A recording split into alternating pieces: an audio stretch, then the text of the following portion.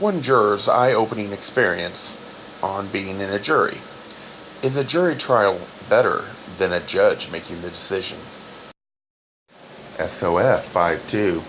When they are used in judgment, let the judges have wisdom and give attention to the words that are written.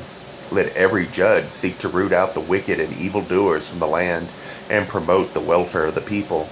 If he seek truth and justice among these words, when they are before him, let him remember that no written words can serve him fully.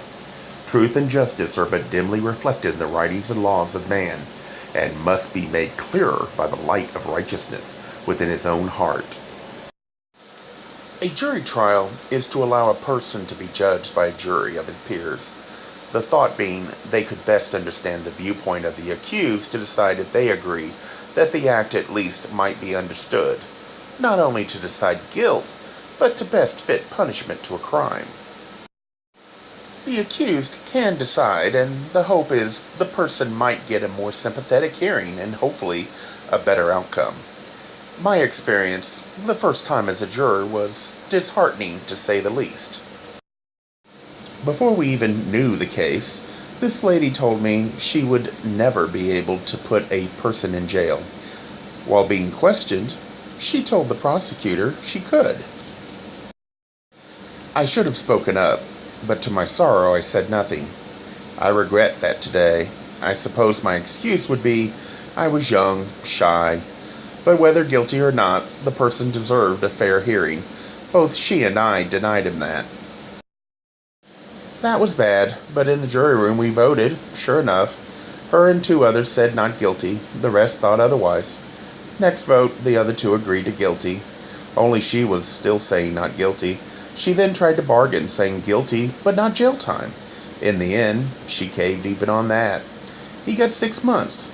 Most felt the incident should have jail time. The punchline? All this happened in less than half an hour. Just her holding out, if she believed he was not guilty, would have got him another trial. It seems she wasn't interested in guilt or innocence as much as getting home. I do not believe I could trust a jury of my peers. Knowing society today, how little integrity we today have, that trusting a jury to make a better decision than a judge would be insane. Even though I felt the outcome was right, and so didn't say anything, even I fell short in the beliefs that I hold today. Twice I should have spoke up. First, when I heard her testimony. Second, that I arrogantly stayed silent because I felt the outcome was right. We too knew something that stopped that man from the protections of the Constitution. While I regret my actions and today say it, I wonder if she ever thinks about her part in that. Sad to say, I doubt it.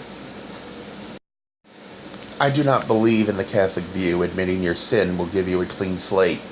The sin of silence harmed another. They must live the harm, even if it was right decision. It doesn't excuse it. Even if the person never knows, you cannot hide or rationalize. Fact is, the damage is permanent to the victim.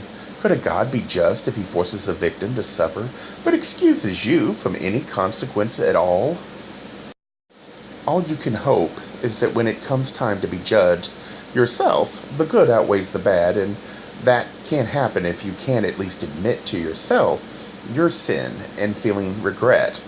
Spend the rest of your life trying not to commit the same sin. Humanity is flawed. I believe God knows that.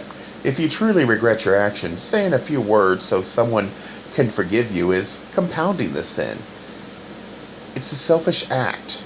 You are still looking for something in return for your fake words. God knows best of all what is in your soul. He doesn't need words or give power of forgiveness to another.